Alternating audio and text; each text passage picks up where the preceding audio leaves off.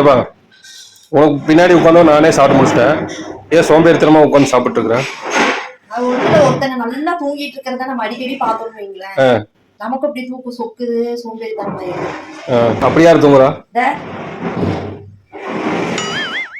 ஓ இவரு தூங்குறாரு, அதனால உனக்கு காலையில நான் 6 மணில இருந்து பாத்துட்டு இருக்கிறேன்.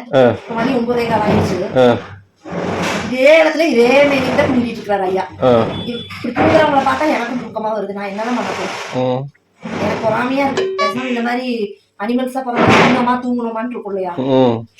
இப்படி கஷ்டப்பட்டு சாப்பிடறதுக்காகவே வேலை செய்வேன். இருக்கிறதுலே எனக்கு கஷ்டமான வேலை என்னன்னா சாப்பிடுறது.